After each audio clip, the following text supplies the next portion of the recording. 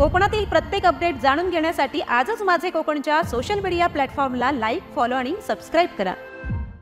रायगड जिल्ह्यातील ज्येष्ठ नागरिक संघ महाडचा 21वा वर्धापन दिन महाडमधील गुजराती समाज बहुउद्देशीय सभागृहात आनंदी वातावरणात संपन्न झाला। या कार्यक्रमाला महाडमधील हिरवळ प्रतिष्ठानचे अध्यक्ष किशोरभाई धारिया तसेच रामचंद्र वडके, मुख्य व्याख्याते म्हणून पराग बद्रिके, ज्येष्ठ नागरिक संघाचे अध्यक्ष सुभाषभाई सेठ, उपाध्यक्ष अरुण मरोटे, सचिव डॉक्टर चंद्रकांत दोशी तसेच आदी या कार्यक्रमाला यशस्वी करण्यासाठी कार्यकारिणी सदस्यांनी विशेष परिश्रम घेतले। ज्येष्ठ नागरिक संघाचे बहुसंख्य सभासद या वर्धापन दिन सोहळ्याला उपस्थित होते। आज असं म्हणतात तर या तुम्ही म्हणतात ते वापर कार्यक्रम आहे, पण आपल्याला अधिकार आहे भारताच्या पूर्ण नागरिकत्वामध्ये ज्येष्ठ नागरिकत्वाचा जर टप्पा बघितला आहे त्याचं किती पर्सेंटेज बघितलं तर एवढं मोठं आहे 15% ज्या ठिकाणी तुमचं मतदान आहे त्या ठिकाणी तुम्हाला मनाला फार महाडला मागायला गरजच राहणार नाही। माझं असं म्हणणं आहे येणाऱ्या काळात अतिशय चांगले असे मंत्री म्हणून आपल्याला आता महाडचे बऱ्याच वर्षानंतर पुन्हा एकदा मिळालेले आहेत आणि ज्येष्ठ अतिशय आमदार बलशेठ गोपाले यांना चांगल्या सूचना केल्या तर ते काढणार नाही। काही सूचना आहेत की आपल्याला काही गोष्टी आहेत काही विरुद्ध आहेत आमच्या दृष्टीने आम्ही काय देणार तरी पण मी तुम्हाला सांगतो की काही लोकांच्या मनात असतं की आता वेळ जात नाही काही करायला काय करावं निश्चित कळत नाही काय करावं। मी आयुष्याच्या एका टप्प्यामध्ये जेवढं बरेच होतं केलंय पण आता काहीतरी करावं असं वाटतं काय करावं असं वाटतं त्याच्यासाठी मी एक आपल्याला सांगतो की महाडमध्ये हिरवळ एज्युकेशन ट्रस्ट आपली ट्रस्ट तुम्हाला कोणालाही वाटलं ना की चला एखाद्या वर्गात जाऊन मुलांना घेऊन गप्पा माराव्या त्यांना काहीतरी चार चांगल्या गोष्टी सांगाव्या एखादा पदार्थ करून दाखवावा मला असं वाटतं की आमची शाळा आमची एज्युकेशन ट्रस्ट आपल्या संघासाठी कायम ठेवेल। आपण कधीही या आमच्या मुलांकडे जे बघतो आपण सांगितलं की संवाद साधणारे केवळ काही वेळा पास होतं किंवा सगळ्याच गोष्टी काय नियतीच्या आपल्या हातात नसतात। आपल्याला खूप वाटतं की आपली मुलं आपल्या जवळ राहावी पण येणाऱ्या काळातून स्थित्यंतर स्थलांतर आणि समाजाचा गेला आणि पिढ्यात आपण शहरात पुण्यात वाशिम अमेरिकेत गेलो डॉक्टर दोशी सर स्थित्यंतर हा नियम आहे की आपण जरी ठरवलं तरी येणारा काळ हा आपल्या वेगाने जात असतो त्या वेगाला आपल्याला स्वीकारावं लागतं। काही खूप वेळा असं होतं की मुलांनाही वाटतं की माझ्या आईकडे येऊन घ्यावं माझ्या आजीकडे येऊन घ्यावं पण नाही राहता येत त्यांना त्यांच्या पुढच्या भवितव्यासाठी त्यांना बाहेर परदेशात जावं लागतं त्यांना मनात असून देखील येऊ लागत नाही ही भावना आपल्या मनात असली पाहिजे कसला आहे शिकवला पाठवला तर येत पण नाही भावना प्रॉब्लेम नाही त्याच्या अडचणी आपण लक्षात घेतल्या पाहिजे त्याच्या पण अडचणी त्या लक्षात घेतल्या म्हणजे असं आहे मध्ये तुम्ही जे म्हणतात ना की आपल्याकडे हा भूतकाळ आणि तुम्ही भविष्यकाळ आणि तो वर्तमान भूतकाळ आणि भविष्यकाळ घडवायचा भविष्यकाळ असेल तर भूतकाळ आणि वर्तमान काळ यांनी एकत्र येऊन भविष्यासाठी काहीतरी करावं लागेल आणि ते भविष्य आपल्याबरोबर असतं ना जरी नातू भेटला नाही आजीला तरी आजी दिसल्यावर तेव्हा जेव्हा तू धावत आजीला बोलत ना हे संस्कार टिकले पाहिजे कारण येणाऱ्या काळात नातू तुमच्याकडेच राहील त्याचं काय सांगते काळाच्या बरोबर त्याला कुठे संधी असेल तिथे तो जाणार त्यामुळे ही एक गोष्ट अशी आहे की आपल्याला आनंद देता आली पाहिजे। आपल्याला जगताना जे काही क्षण आता राहिलेले आहेत त्या क्षणात समृद्धता येण्यासाठी आणि ती देखील समृद्धता अशी आहे की जिथे आपला सन्मान मिळेल जिथे आपल्याला समाधान मिळेल आणि या सन्मानाच्या आणि समाधानाच्या संधी सतत आपल्याकडे येत राहो अशी या आजच्या 21व्या आपल्या वर्धापन दिनाच्या निमित्तानं आपल्या सगळ्यांना मी ईश्वरचरणी प्रार्थना करतो।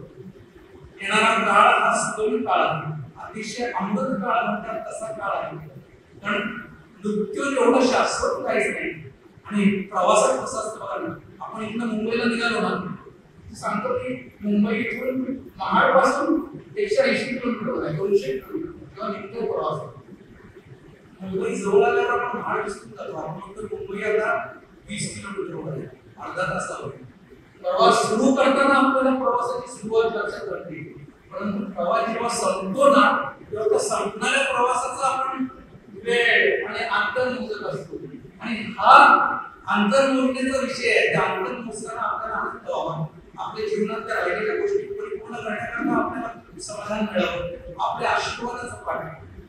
शेवटी सगळ्यात देताण्याचा आपल्याकडे काय असेल तर तो आशीर्वाद, आणि तो देखील अतिशय असतो आणि समृद्ध मनाने दिलेला आशीर्वादच पोचतो.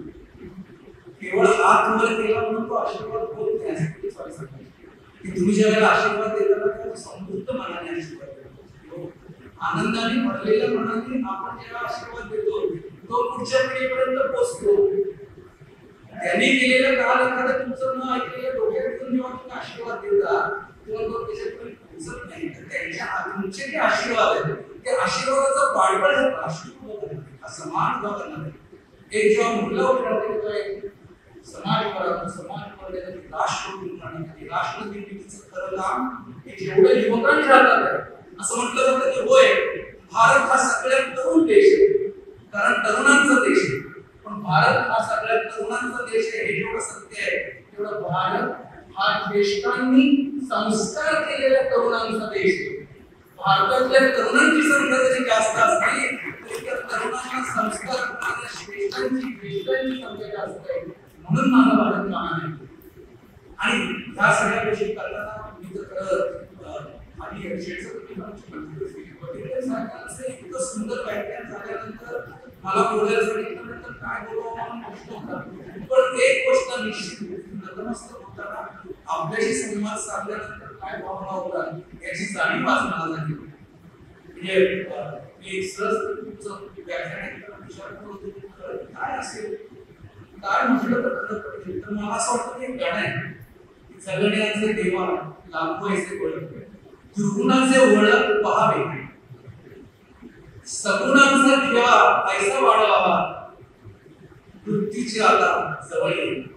म्हणजे हे जे गाणं आहे ना ते गाणं मला आठवतं की जगण्याचे देवा लाखो ऐसे ओळख, दुर्गुणाचे ओळख दिसे म्हणजे दिसतोय आता मी काय वाईट वापरतो.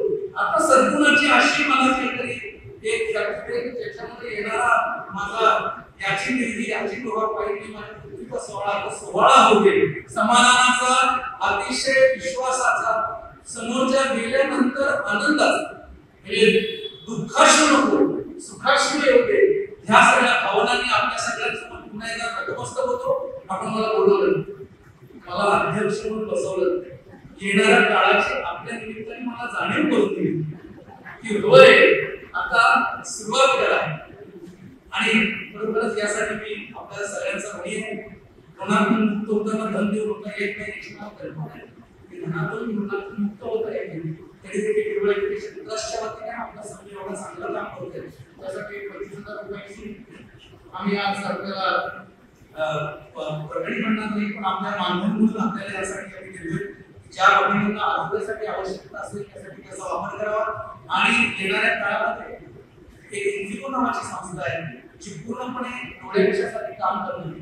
त्यांचं शिबिर मी एज्युकेशन ट्रस्टतर्फे घेतोय. आपल्या संघामार्फत देखील त्यात जास्तीत जास्त सहभागी व्हावं.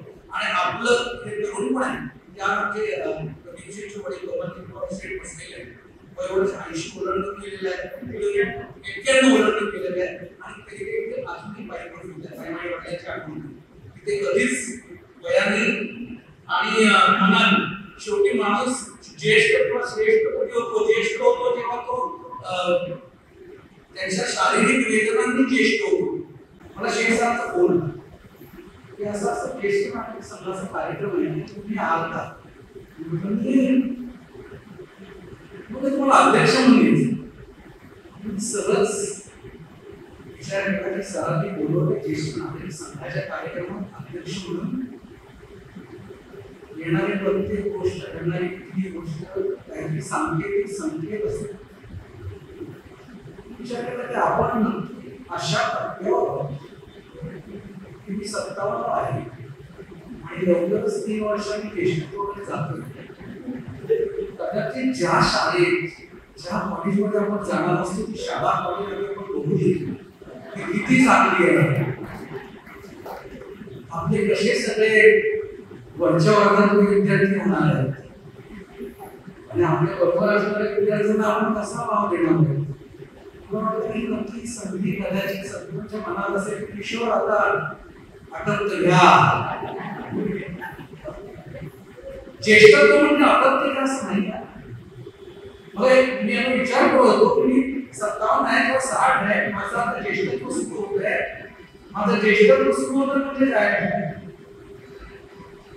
मी कदाचित माझ्या शारीरिक असेल मानसिक असेल त्या हालचालीवर कदाचित थोडासा परिणाम झाला असेल, पण नक्की ज्येष्ठत्व येतो म्हणजे माझ्याकडे आकर्षण संपत चाललेलं आहे. ज्या गोष्टींचं मला अतिशय अनावश्यक आकर्षण होतं त्या गोष्टींची जाणीव आता मला नक्की ह्या काही वर्षांनी 2 वर्षांनी ज्येष्ठत्व आल्यानंतर होणार आहे की ह्या गोष्टी अनावश्यक होत्या. म्हणजे जसं ज्येष्ठत्व आल्यानंतर एखादी गोष्ट जाते किंवा निसर्गाचा नियम असतो बघा, तुमच्याकडून एखादी गोष्ट काढून घेताना निसर्ग तुम्हाला काहीतरी देत असतो. मला असं वाटतं की वाढतं वय जेव्हा काढून घेत असतो तेव्हा तुम्हाला अनुभव देत असतो, तुम्हाला संयम देत असतो. संयम नव्हता माझ्याकडे, आता जो संयम आहे तो 5 वर्षांनी 10 वर्षांनी नव्हता आमच्याकडे. एखादी गोष्ट घडली की लगेच क्रोध यायचा, लगेच आपण रिॲक्ट व्हायचो. आता समजतं की अरे रिॲक्ट उपयोग काय, समोरच्याला ऐकलं पाहिजे आणि तो ऐकणार नसेल तर मी राग करून तरी काय, माझ्या रागाने त्याच्यावर जर परिणाम होणार नसेल तर माझा राग घेऊन मी माझी तब्येत खराब करू तरी कशाला. जाणीव मला असं वाटतं ज्या वेळेला वाईट वय जातं ना त्याबरोबर अतिशय वेगळी अद्वितीय अशी जाणीव आपल्याला ह्या ज्येष्ठत्वातून घेते असं मला आता जाणवायला लागलं. म्हणून शेषर तुम्हाला बरोबर सांगितलं येत आहे की बघितले आपण खरं सांगितलं संवाद हवा, नक्की संवाद हवाय. इकडे नवीन पिढी आपली तंत्रज्ञानाने भरभरून स्पीडने जाते आणि ह्या अनुभवाने या सगळ्या मागे आपल्याकडे तत्वज्ञान आले आणि ही लढाई तत्वज्ञान आणि तंत्रज्ञानाची आहे बरं का. विचारांपेक्षाही त्याच्याकडे जर असणारं तंत्रज्ञान आणि आपल्याकडे अनुभवाने आणि अनेक गोष्टींची जाणीव झाल्याने आलेलं तत्वज्ञान, तत्वज्ञान ऐकण्याची क्षमता तंत्रज्ञानाकडे नाही. त्याच्याकडे मोबाईल आहे, काय सांगतो बाबा कशाला उगाच तुम्ही काय सूचना करताय. पण असं वाढत्या वयाबरोबर जर काही वाढत असेल ना तर नको त्या गोष्टी सूचना करायची आपली एक पद्धत असते ना. न विचारता एखादी गोष्ट आपण सांगण्यात इतका आनंद मागतो, समोरचा मागतोय का नाही पण आपण आपली सूचना मग ती योग्य आहे अयोग्य आहे पण आपल्याला वाटतं ते सगळेच न थांबता न विचार करता आपण मांडतो. आणि हा तंत्रज्ञान नवीन पिढीला कदाचित तुम्ही सुचवलेली गोष्ट नाही आवडत नाही म्हणण्यापेक्षा खरंच त्यांच्या असणाऱ्या नव्या असणाऱ्या युगामध्ये तुमच्या युगातली गोष्ट तुम्ही सांगितली फिट होते त्याच्यावरती मग ते तुमचा मग आपल्याला असं वाटतं की बघा मी एवढं सांगतो आणि मला पण असं होतं मी सांगतो ना ऐकत नाही आणि माझ्या अनुभवाने सांगतो अनुभव बाजूला बघ मला काय सांगतो बघ माझ्याकडे पूर्ण तंत्रज्ञान माहिती सकल माझ्या हातात आहे की मला काय सांगते नको सांगू बाबा मला एक गोष्ट संवादाचा संस्कार फार मोठा असतो. हा संवाद का आला पाहिजे तर संस्कार आले पुढची पिढीला आपण काय केलं आयुष्यात आता आपण संध्याकाळी आलो संध्याकाळच्या टप्प्यात आपण मागे वळून बघतो की मिशन नेक्स्ट जनरेशन की पुढच्या जे आपण हा सुचवू ज्या गोष्टी आपल्याला मिळाल्या नाही जिथे जिथे आपण कमी पडलो ते माझ्या पुढच्या पिढीला कमी पडता कामा नये त्याच्या आनंदात कुठे कमी पडता येणार पाहिजे म्हणून आपण जो प्रयत्न करतो तो प्रयत्न म्हणजे संस्कार असतात संस्कार टिकतात.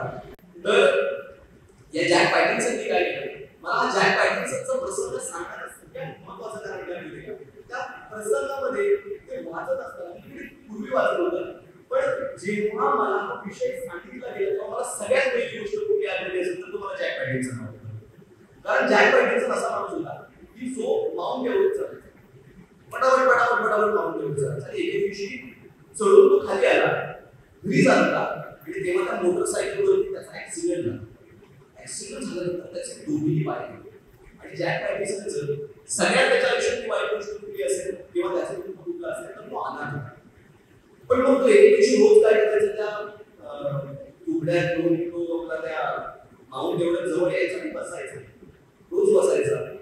एके दिवशी त्याला त्याच्यासोबत रोज गप्पा मारायला एक आजोबा तो रोज त्यांच्याशी संवाद करायचा, रोज त्यांच्याशी गप्पा मारायचा, वेगवेगळ्या विषयांवर बोलायचा. आणि एके दिवशी त्यांनी विचारलं की तू काय करायचं असतं? मी हा पर्वत चढायचा, आज माउंट एव्हरेस्ट आहे तो मी चढायचा. आणि मी त्याच्यामध्ये फार उत्कृष्ट एकदम खतरनाक होतो. पण मग तो म्हणाला आता काय झालं? आणि आता माझे दोन्ही पाय, माझा तर पायच काम करत राहील, मला पायच नाही म्हटल्यानंतर मी चढणार कसं? ते म्हणजे तू चालतोस. सध्या माझं पण वय आहे आणि मला पण आपलं थोडंफार शरीरासाठी चालावं लागतं. आपण काय करत जाऊया, हा सूर्य डोंगरावरती आला की त्या सूर्याची सावली नंतर जसे माउंट एव्हरेस्टची सावली पडत जाईल ना, त्या सावलीवरती आपण चालायला सुरुवात केली. आणि बघता बघता ते रुद्र आजोबा आणि जॅक पॅटिन्सन दोघं त्या सावलीच्या मध्ये चालायला लागले. आणि चालता चालता काही वर्षानंतर त्याच जॅक पॅटिन्सन पाय नसताना माउंट एव्हरेस्ट चढले. मला वाटतं हा संवाद, या संवादामध्ये ज्येष्ठांची भूमिका तिथे आजोबांसारखी आहे. कधी पाय नसलेले, कधी दुर्बळ असलेले असे तरुण आम्ही आहोत, पण आमच्यामध्ये एक ऊर्जा आहे. आणि ही ऊर्जा आणि तुमचं मार्गदर्शन या दोन गोष्टी जर का एकत्र आल्या तर नक्कीच हा संवाद आम्हा प्रत्येकासाठी, तो माउंट एव्हरेस्ट चढण्यासाठी अधिक महत्त्वाचा असेल. तो संवाद अधिकाधिक बघत राहावा. आणि शेवटी एकच गोष्ट सांगेन की मला वाटतं की तरुणांची गप्पा मारल्यानंतर तुम्हाला सुद्धा तरुण असल्यासारखं वाटतं, आणि तुमच्याशी गप्पा मारल्यानंतर ओल्ड इज गोल्ड, म्हणजे जुनं तेच सोनं आहे, ही भूमिका आम्हाला सुद्धा समजते. त्यामुळे तुम्हाला आनंद देण्यासाठी आणि आम्हाला ओल्ड इज गोल्ड म्हणजे काय हे समजून घेण्यासाठी हा संवाद आम्हाला करायला पाहिजे. तर आम्ही तितकाच आशावाद व्यक्त करतो. आणि शेवटी आपण सर्वांनी माझं ऐकून घेतलं, अगदी आत्मासारखं. आणि मला आवडून त्याचा आनंद आहे की काही 2018 किंवा 19ला मी इथे आलो होतो आपला कार्यक्रम त्यावेळेस तिकडे व्हायचा. आणि तिथून ते इथून हा नागवाचा प्रवास पाहण्यासाठी अनेक आजी आजोबा